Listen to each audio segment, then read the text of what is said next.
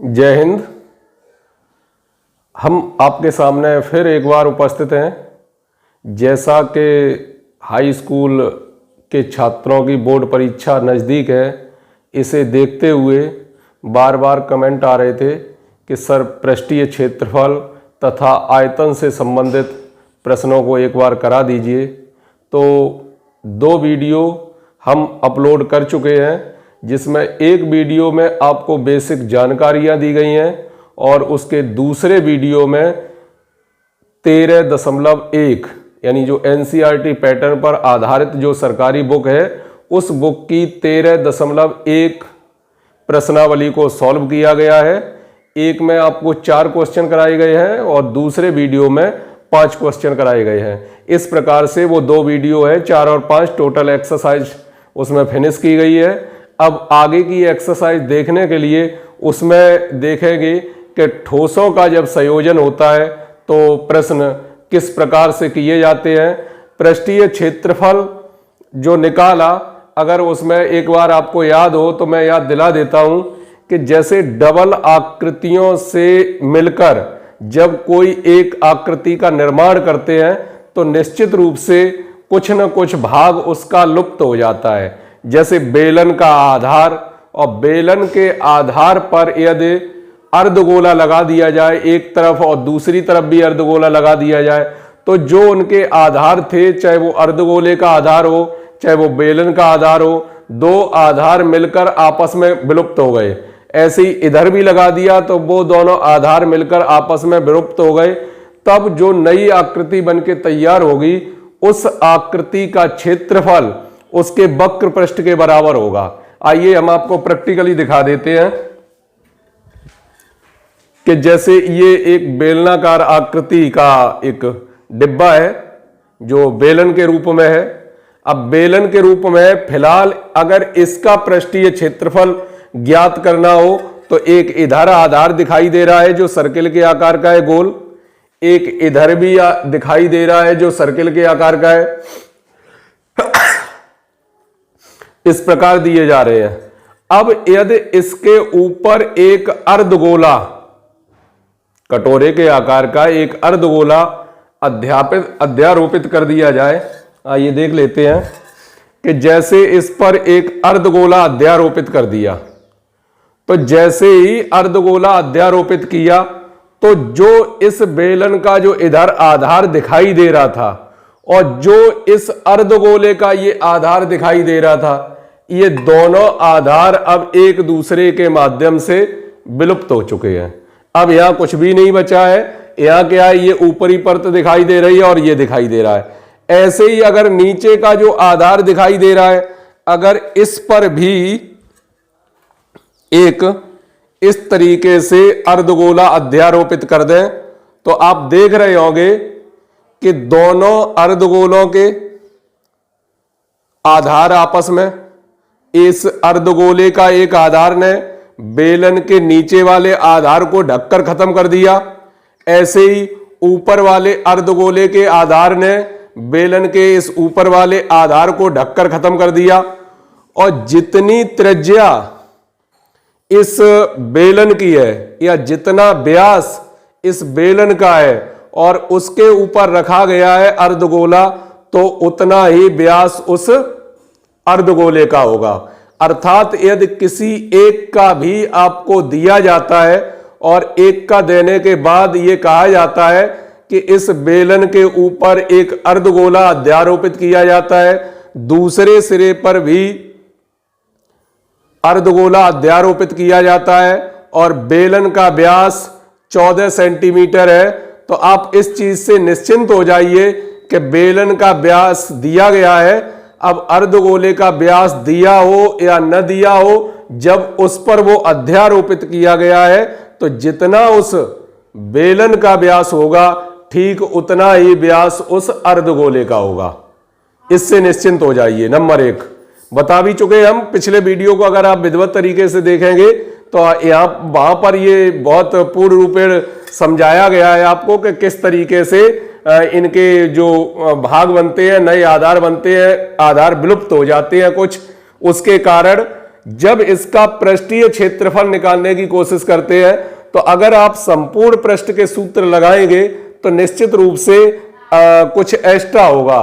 तो या तो उस एक्स्ट्रा वाले में से आपको घटाना है कि कितने आधार विलुप्त हो चुके हैं, या फिर दूसरा तरीका यह होता है कि पूछा जाता है संपूर्ण पृष्ठ यानी पृष्ठीय क्षेत्रफल, या केवल पृष्ठ मतलब संपूर्ण पृष्ठ, लेकिन उनके जो सूत्र लगाते हैं वो सूत्र लगाते हैं वक्र पृष्ठ के। अब वक्र पृष्ठ के बाद देखते हैं कि क्या आधार कोई बचा हुआ है, अगर बचा हुआ है तो उसे आधार अलग से नोट करते हैं, उसका क्षेत्रफल निकालते हैं, उसके बाद उसमें जोड़ते हैं। आपने देखा होगा अगर इसे छोड़ दिया जाए नीचे वाले भाग को, तब इसका संपूर्ण पृष्ठ पूछा जाए तो इसके दो आधार तो आपस में मिलके गायब हो गए। अब हम इसका वक्र पृष्ठ बेलन का धन अर्धगोले का वक्र पृष्ठ धन एक का इसका जोड़ेंगे, इधर एक का पाई आर स्क्वायर जोड़ेंगे, और यदि इस पर भी लगा दिया जैसे अभी अर्धगोलाकार कटोरा लगा दिया तो वो भी गायब हो गया। तो जो वक्र पृष्ठ होगा वही उसका पृष्ठीय क्षेत्रफल होगा, वही उसके संपूर्ण पृष्ठ का काम करेगा। समझ में आ गया होगा आपको। एक और ऐसी आकृति थी, अगर हम उसी के ऊपर इस तरीके से शंक्वाकार आकृति को अध्यारोपित कर दें तो क्या होगा, एक बेलन का आधार और एक इस शंकु का आधार ये आपस में गायब होके दो पृष्ठ जो मिलेंगे उन्हें गायब कर देंगे। तो लगाएंगे वक्र पृष्ठ का सूत्र, लेकिन वो निकाला गया जाता है संपूर्ण पृष्ठ। जब निकाला जाता है तो सूत्र किसके लगाए जाते हैं, वक्र पृष्ठ के। आ गया होगा समझ में। ऊपर जैसे शंक्वाकार आकृति लगा दी, अगर नीचे अर्धगोला लगा दिया जाए तो वो भी गायब हो जाएंगे। तो यहां पर जब पृष्ठीय क्षेत्रफल निकालते हैं तो सूत्र आप लगाते हैं वक्र पृष्ठ का। हालांकि अगर सिंगल आकृति हो, कोई सिंगल जैसे केवल बेलन है आपके पास, या केवल अर्धगोला है, केवल शंकु है, तब संपूर्ण पृष्ठ पूछा जाता है, तब तो संपूर्ण पृष्ठ के ही सूत्र लगेंगे। लेकिन जब दो आकृतियों को मिक्स करके कोई एक तीसरी नई आकृति बनाई जाती है, ऐसी कंडीशन में संपूर्ण पृष्ठ ज्ञात करते टाइम भी वक्र पृष्ठ के सूत्र लगाते हैं। और जो वक्र पृष्ठ में उसके बाद देखते हैं कि कोई एक्स्ट्रा कोई आधार तो नहीं बचा है, या क्या नया कोई आधार बनके तैयार तो नहीं हुआ है, तब उसका अलग से जोड़ते हैं। ठीक है, एक ये बात समझ में आ गई। अब आते हैं हम किस पर, अब इसके आगे आप पढ़ेंगे ठोसों का संयोजन। ठोसों का संयोजन, अब किन्हीं दो आकृतियों को जोड़कर एक आकृति बनाई जाती है और उस आकृति का आयतन पूछा जाता है। क्या पूछा जाता है, आयतन पूछा जाता है। तो एक तरह से आप ये मान लीजिए कि जैसे किसी का अगर आयतन पूछा जा रहा है तो आयतन के बदले में आप एक तरह से कल्पना कर लीजिए कि हम उसका वजन निकालना चाह रहे हैं। वजन निकालना चाह रहे हैं तो वजन किस तरीके से निकलेगा, बेलन, ये बेलनाकार आकृति है, अगर इसके ऊपर कोई एक अर्धगोला और लगा दिया जाता है तो क्या होगा, वजन तो बढ़ेगा। वजन बढ़ेगा तो ऐसी कंडीशन में क्या होगा, बेलन का आयतन धन अर्धगोले का आयतन। अगर नीचे भी अर्धगोला लगा दिया जाता है तो क्या होगा, बेलन का आयतन धन अर्धगोले का आयतन। बात आ गई होगी समझ में। ठीक है, अब जैसे इस बेलन में कोई शंक्वाकार छिद्र करके निकाल दिया जाए तो जितना भाग इसका निकल जाएगा ये बचा, और काट के इसे निकाल दिया गया अंदर से तो वो कम हो गया वजन। इसका मतलब बेलन का आयतन माइनस उस जो शंकु किया है, शंकु की आकृति बनाई है, उस शंकु का आयतन। ऐसे ही कोई और आकृति बनके तैयार होती है कि जैसे मान के चलिए आकृति में इधर अंदर जो छेद करते हैं वो अर्धगोलाकार छेद करते हैं इस तरीके से। जब अर्धगोलाकार छेद करते हैं, जैसे ऐसा कोई नीचे छेद हो गया तो ये जो छेद हुआ इतना क्या करना पड़ेगा, अगर इसमें अंदर किया है तो इतना ही कम करना पड़ेगा। तो अगर काट के बाहर निकाला जाता है तो उतना ही आयतन कम किया जाता है, और किन्हीं आकृतियों को अगर जोड़ा जाता है अलग से तो उसका आयतन प्लस उसका आयतन दोनों के जोड़ के बराबर आयतन प्राप्त करते हैं।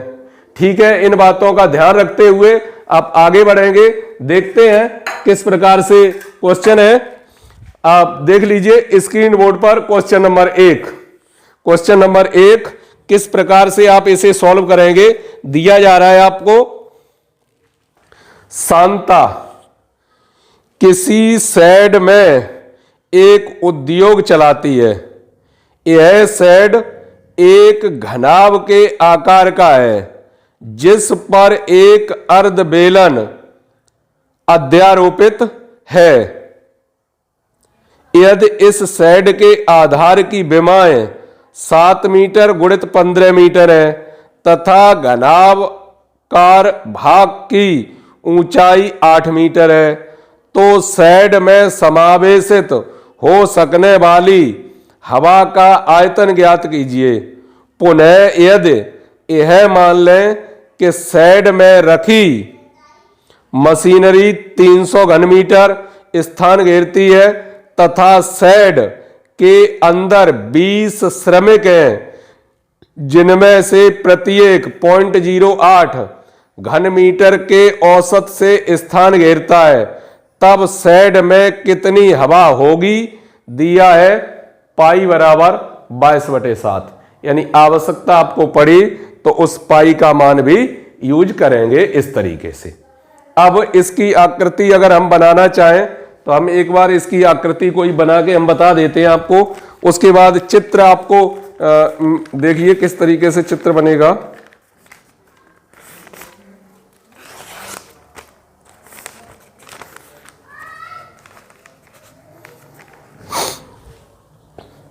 जैसे ये कोई दिखाई दे रहा होगा आपको, ये कोई घनाभ के आकार का कोई कमरा है। फिलहाल तो ये ठोस है लेकिन वैसा होना चाहिए। अब इसके ऊपर इस प्रकार से छत बनाई जाती है, छत बनाई जाती है, वो इस प्रकार से छत बनाई जाती है। तो ऊपर से अर्ध बेलनाकार, पूरा बेलन नहीं है, आधा भाग है इसका, अर्ध बेलनाकार इस तरीके से छत बनाई जाती है इसके ऊपर, तो ये आकृति बन जाती है। कंपनियों में देखा होगा, जो फैक्ट्रियां चलती हैं, फैक्ट्रियों में कभी लेंटर तो पड़ते नहीं कि लेंटर डाल दिया उस पर, जैसे सीमेंट, गिट्टी, बालू और सरिया से मिक्स करके जो बोला जाता है उसे क्या लेंटर बोला जाता है, लेंटर डाल दिया। तो लेंटर की तो आवश्यकता होती नहीं है। किस प्रकार से टीन का सेट बनाते हैं, और टीन का इस प्रकार से सेट बनाया तो ऊपर क्या है, अर्धबेलनाकार आकृति है।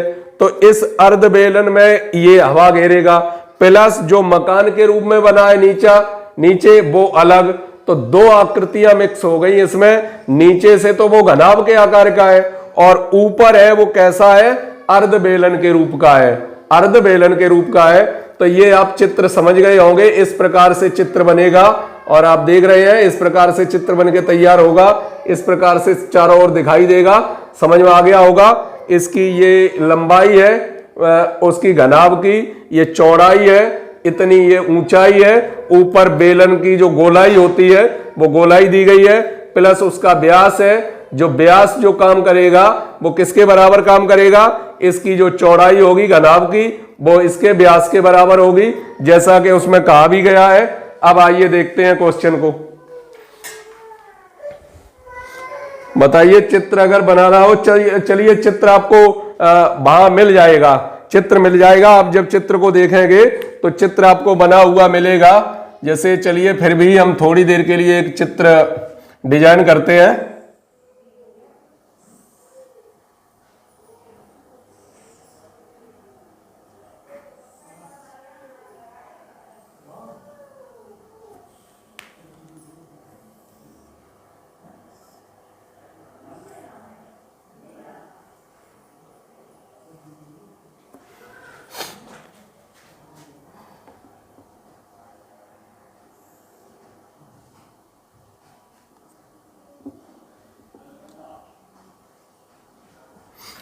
इस प्रकार से घनाभ की आकृति बनी हुई है और इस घनाभ की आकृति के ऊपर इस तरीके से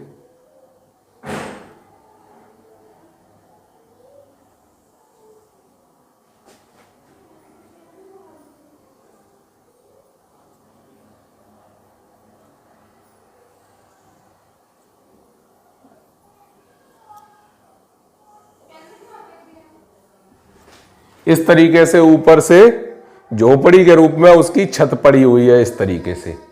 तो दिया जा रहा है, इसमें दिया जा रहा है, क्या दिया जा रहा है देख लीजिए आप। घनाभ की आधार की विमाएं 7 मीटर गुणित 15 मीटर है, यानी जो ये चौड़ाई है ये तो 7 मीटर दी गई है और जो लंबाई है वो 15 मीटर दी गई है, तथा इस शेड की घनाभकार भाग की ऊंचाई 8 मीटर है। घनाभकार भाग यहां से यहां तक है और इसकी जो ऊंचाई है वो दी जा रही है आपको 8 मीटर।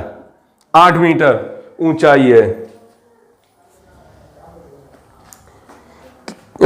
शांता किसी शेड में एक उद्योग चलाती है। यह शेड एक घनाभ के आकार का है जिस पर एक अर्धबेलन अध्यारोपित है। यदि इस शेड के आधार की विमाएं 7 मीटर गुणित 15 मीटर है तथा घनाभकार भाग की ऊंचाई 8 मीटर है, तो शेड के समावेशित हो सकने वाली हवा का आयतन ज्ञात कीजिए। पुनः यह मान लें कि शेड में रखी मशीनरी 300 घन मीटर तथा स्थान घेरती है तथा शेड के अंदर 20 श्रमिक जिनमें प्रत्येक 0.08 घन मीटर की औसत से स्थान घेरता है, तब शेड में कितनी हवा होगी पाई का मान दिया जा रहा है। ठीक है, अब आइए देखते हैं इसमें इसका टोटल जो भी आकृति बनके तैयार हुई है। 1 मिनट वेट कीजिए।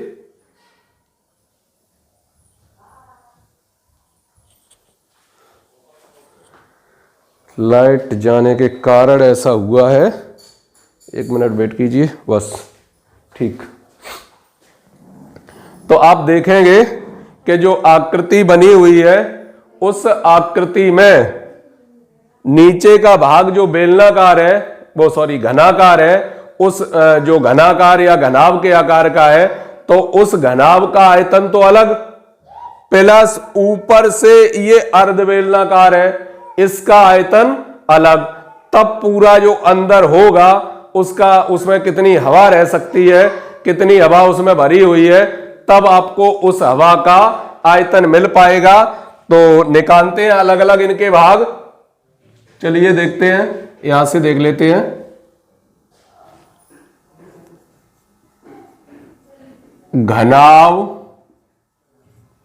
की विमाएं, जो घनाभ की विमाएं मिलेंगी वो कितनी मिलेंगी? L बराबर 15 मीटर, चौड़ाई बराबर 7 मीटर और ऊंचाई बराबर 8 मीटर। इस तरीके से उसकी लंबाई चौड़ाई ऊंचाई प्राप्त हो गई। जब लंबाई चौड़ाई ऊंचाई प्राप्त हो गई तो आप यहां से निकाल सकते हैं घनाभ का आयतन। क्यों? नीचे से जो भाग है वो कैसा है? घनाभ के आकार का है और उसका आयतन कितना होता है? लंबाई गुणित चौड़ाई गुणित ऊंचाई। तो 15 गुणित 7 गुणित 8 कितने हो जाएंगे? 15 अट्ठे 120 गुणित 7 12 सत्ते 84 840 घन मीटर। ये आ गया घनाभकार भाग का आयतन, जो नीचे से मकान के रूप में बना है उसका आयतन आया ये। अब ऊपर से क्या है? अर्धबेलन है। अर्धबेलन का व्यास, जो अर्धबेलन का व्यास होगा वो क्या है? इस चौड़ाई के, यही तो लगा हुआ है इस पर, तो इस पर लगा हुआ तो कितना होगा? 7 मीटर, यानी त्रिज्या आ जाएगी उसकी 7/2 मीटर। और जो उसकी ऊंचाई या लंबाई का काम करेगी वो ये वाली बाजू काम करेगी। यहां से यहां तक लगाया गया है, तो लगाया गया तो कितना होगा? 15 मीटर। तब अर्धबेलन का आयतन,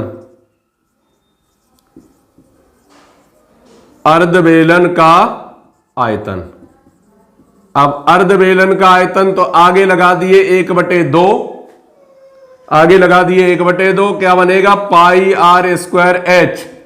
तो 1/2 पाई का मान रख सकते हैं आप 22/7 गुणित r का मान 7/2 7/2 और h का मान 15।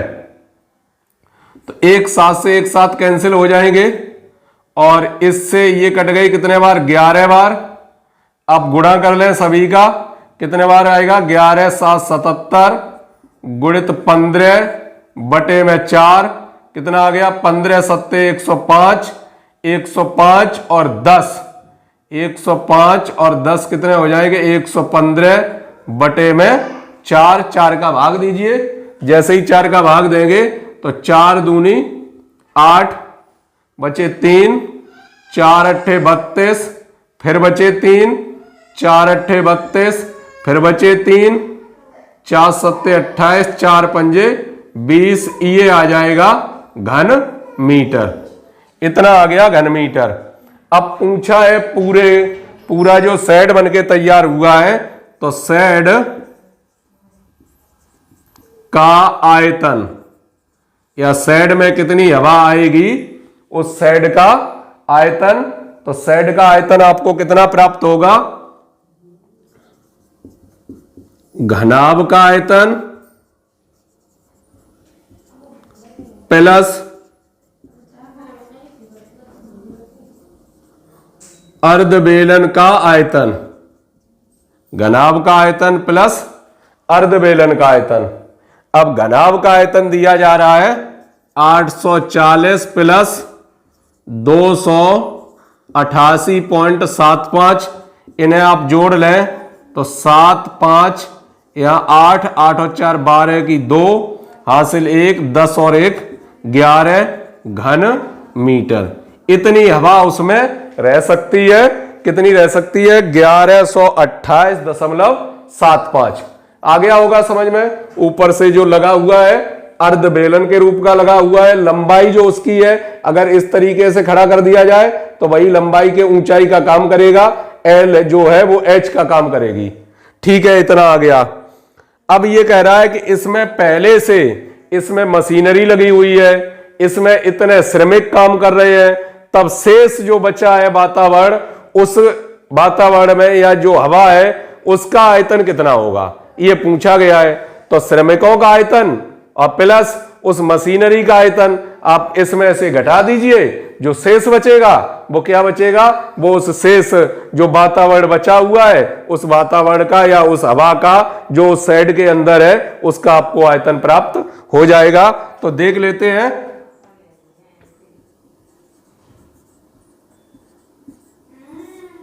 मशीनरी का आयतन, मशीनरी का जो आयतन होगा वो तो दिया ही जा रहा है आपको। कितना दिया गया है, 300 घन मीटर। उसके बाद 20 श्रमिकों का आयतन, 20 श्रमिकों का आयतन। तो 20 गुणित 1 का दिया जा रहा है 0.8, तो कितना हो जाएगा ये टोटल। इसे हल करेंगे तो टोटल मान इसका कितना आ जाएगा, 8 दूनी 16, 16 और दशमलव लगेगा 2 अंक बाद, तो ये आ जाएगा घन मीटर। शेष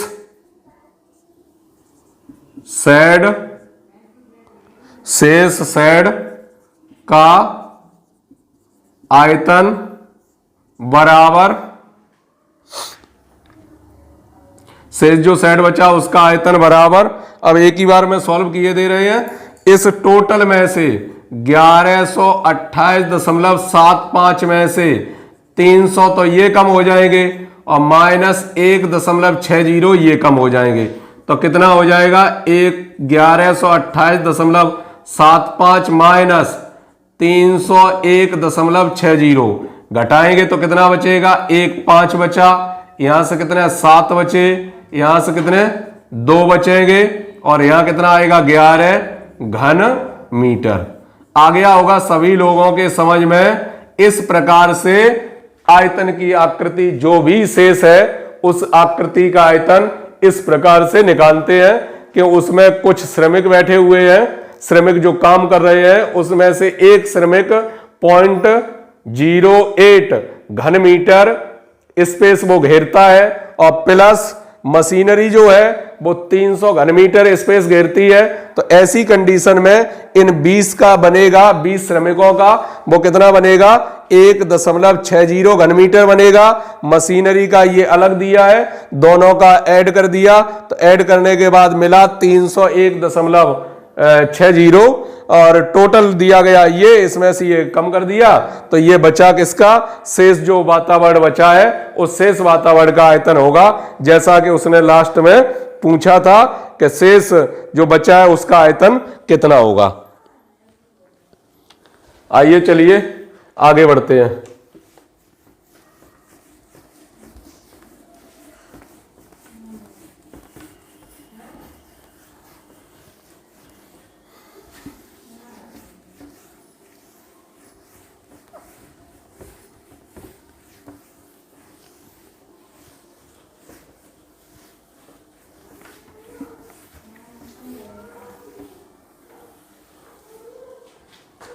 अब देख लेते हैं प्रश्नावली।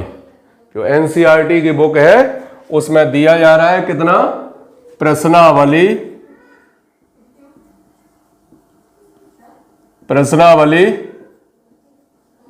13.2 और क्वेश्चन नंबर 1 आप पढ़ लीजिए व्हाइट बोर्ड पर।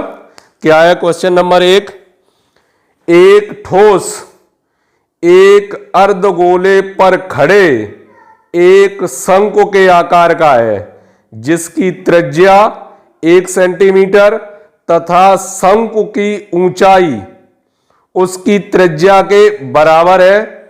इस ठोस का आयतन पाई के पदों में ज्ञात कीजिए। तो काफी सरल है प्रश्न, कोई एक्स्ट्रा पॉइंट दिया नहीं गया है, काफी सरल है। कहा जा रहा है एक ठोस अर्धगोले पर एक खड़े शंकु, एक ठोस अर्धगोला, इस तरीके से कोई अर्धगोला, और इस अर्धगोले पर खड़ा किया गया है एक शंकु, अध्यारोपित किया गया है इस प्रकार से। अगर आप चाहें तो पूरी आकृति ये बन के तैयार हो गई।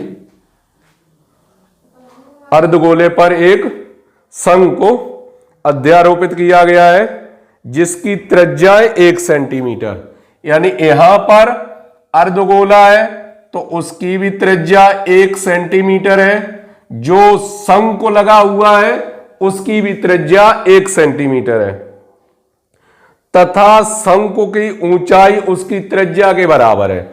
जो शंकु की ऊंचाई है वो भी कितनी है, 1 सेंटीमीटर है, उसी की त्रिज्या के बराबर है। और यहां तो जान ही रहे ये अर्धगोलाकार है, जब अर्धगोलाकार है तो इधर 1 सेंटीमीटर है, तो इधर भी कितनी होगी, 1 सेंटीमीटर होगी, इधर भी कितनी होगी, 1 सेंटीमीटर होगी। इन चीजों से आप भली बात परिचित हैं। आप चाहें तो इसका नाम डाल सकते हैं, कोई भी नाम दे दीजिए, ABCD इसे कह दिया O, तो ये आकृति बनके तैयार होगी।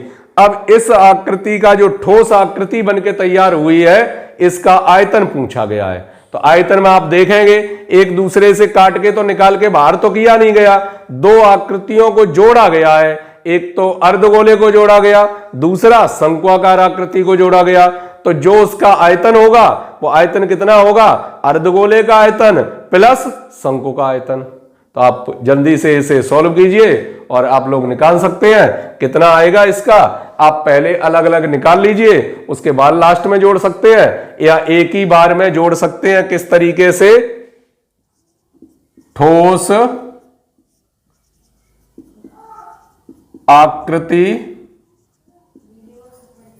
का आयतन बराबर अर्धगोले का आयतन, अर्धगोले का आयतन प्लस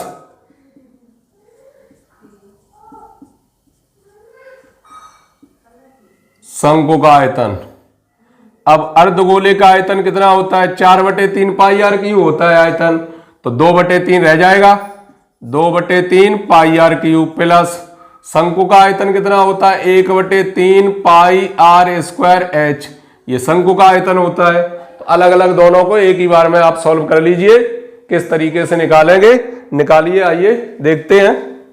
2/3 पाई, आर का मान कितना है 1, तो 1 का क्यूब, 1 ही सेंटीमीटर है, प्लस 1/3 पाई, आर का मान है 1 का स्क्वायर, इंटू एच का मान भी कितना है 1, तो कितना आ जाएगा 2/3 पाई, यहां तो 1 बन गया, यहां 1/3 पाई और ये भी 1 बन गया, टोटल जोड़ेंगे तो 3 लघुत्तम क्या हो जाएगा 3 पाई/3 और केवल आंसर आएगा पाई और इसकी इकाई क्या होगी घन सेंटीमीटर, या लिख सकते हैं सेंटीमीटर/3 और ये रहा आपका आंसर।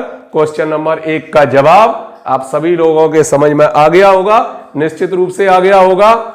आइए देखते हैं अगला प्रश्न, क्वेश्चन नंबर 2। कोई कठिन नहीं है, अगर कठिन हो तो एक बार जब लाइव आए तो कमेंट में आप बताना कि सर जो वीडियो अपलोड किया था उसमें ये प्रॉब्लम आ रही है, ये कैसे। देखिए कोई चीज जब आप रटने की कोशिश करोगे तो भूलने की भी कोशिश होगी, भूलोगे निश्चित रूप से, लेकिन जब गहराई में उसकी जो भी बेसिक जानकारी है वो टोटल जानकारी जानते हैं जब आप, तो इससे हटके भी क्वेश्चन अगर कोई आ जाता है तब भी आप आसानी से उसे सॉल्व कर सकते हो, उसमें कैसी भी आपको प्रॉब्लम नहीं आएगी यदि आपने विधिवत तरीके से उसकी जानकारी ली है। हमने अपनी तरफ से आपको 100% देने की कोशिश की है और उसके हर भाग को ओपन किया है, आपको प्रैक्टिकल भी बताया गया, प्रैक्टिकली कि किस तरीके से इन भागों का आयतन या क्षेत्रफल निकाला जाता है। आइए देख लेते हैं क्वेश्चन नंबर 2 स्क्रीन बोर्ड पर, इसे मिटा देते हैं।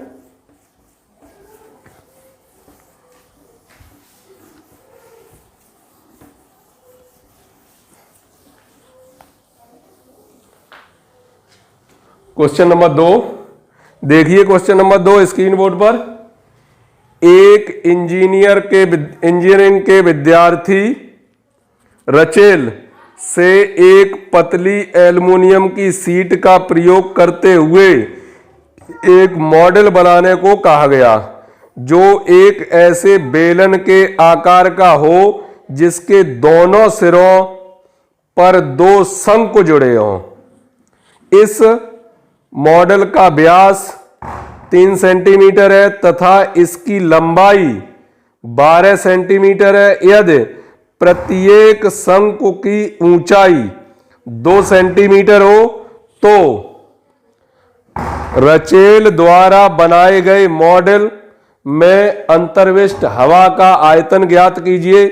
मान लीजिए कि मॉडल की आंतरिक और बाहरी विमाएं लगभग बराबर है, मतलब बाहरी और आंतरिक विमाएं किसी जो बनाया गया एल्युमिनियम की पतली चादर से, तो इतनी पतली चादर से बनाया गया है कि जिससे इतनी पतली चादर से बनाया गया है जैसे कोई कमरा बनाया गया या कोई शेड बनाया गया, तो उस शेड की जैसे लंबाई मान के चलिए 10 मीटर है, 10 मीटर, और उस जो चद्दर है उस चद्दर की मोटाई 1 सेंटीमीटर या 1 मिलीमीटर है, तो 10 मीटर के आगे उस 1 सेंटीमीटर को नगण्य मान लिया गया, मतलब जितना उसका बाहरी है ठीक उतना ही उसका आंतरिक है। ऐसा नहीं है कि खोखला है, उसकी दीवारें सीमेंट गिट्टी की तरह बनी हो, 2-2 फुट मोटाई की बनी हो, तो इस प्रकार का नहीं है।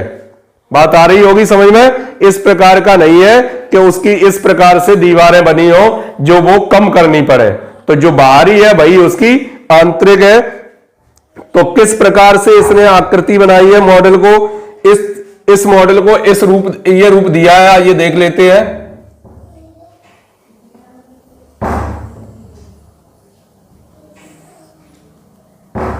कौन है भाई? छोटा वाला है। क्यों कर रहा भाई? तो आपके गेट से थोड़ी नहीं है वो। हाँ तो गेट तो बजा रहा वो। हाँ अभी चल रही है।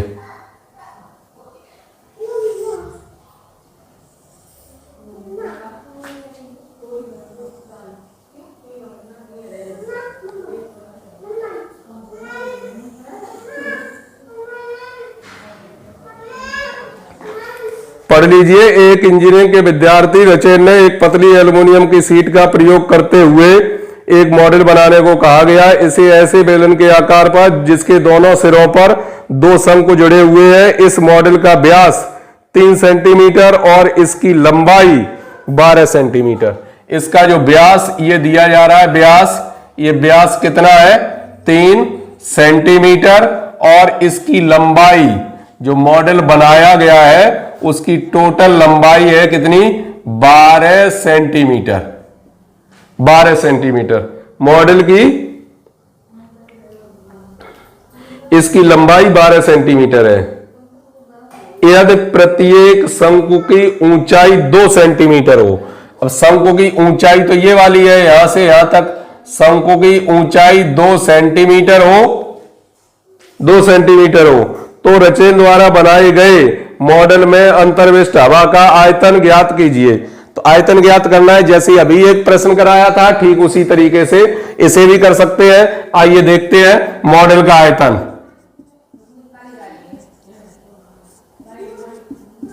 मॉडल का आयतन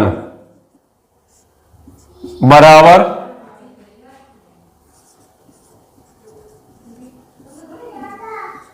बेलन का आयतन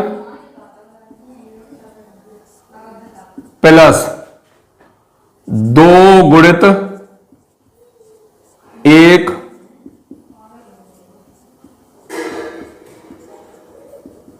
शंकु का आयतन। तो बेलन के आयतन का सूत्र पाई r स्क्वायर h 2 गुणित 1/3 पाई r स्क्वायर h। इन बातों का ध्यान रखना पड़ेगा या इसे पहले ही डिटेल दे दीजिए जिससे गलती ना हो कि जैसे इस प्रकार से जब बना हुआ है तो क्या होगा कि उस शंकु की ये क्या है? बेलन की ऊंचाई है, तो कितना आएगा बेलन की ऊंचाई की जगह? ये शंकु की ऊंचाई है, तो शंकु की ऊंचाई की जगह कितना आएगा? 2 सेंटीमीटर इधर है और 2 ही सेंटीमीटर का एक इधर भी लगा हुआ है। जब दोनों तरफ 2-2 सेंटीमीटर के लगे हुए हैं, 4 सेंटीमीटर तो ये हो गया। जब 4 सेंटीमीटर ये हो गया तो बीच में जो बेलनाकार आकृति बनी है उसकी ऊंचाई कितनी होगी? 8 सेंटीमीटर होगी। इस प्रकार से उसे प्रयोग करना है आपको। तो देख लेते हैं कितना बनेगा। पाई आर का मान 3/2 गुणित 3/2 और जो एच का मान है वो 8 प्लस 2 गुणित 1/3 पाई जो आर का मान है वो 3/2 गुणित 3/2 जो h का मान होगा वो कितना होगा? 2 होगा। h का मान 2 होगा। 2 दूनी 4 दूनी 8, 2 बार कट गए ये, और ये 1 3 से 3 कट गए, इस 2 से ये 2 कट गए, इस 2 से ये 2 कट गए। कितना आया यहां? 9 दूनी 18 पाई, तो ये आएगा प्लस इधर कितना बचा? 3 पाई। टोटल कितना हो गया? 21 पाई। 21 पाई हो गया। अब कुछ दिया गया है, अगर दिया गया या हालांकि आप पाई का यूज कर सकते हैं। 21 गुणित पाई का मान कितना? 22/7 3 21 कितना आ जाएगा? 66 घन सेंटीमीटर उसका आयतन होगा। और ये रहा आंसर। नेक्स्ट क्वेश्चन देखिएगा आप नेक्स्ट वीडियो में। तब तक के लिए जय हिंद।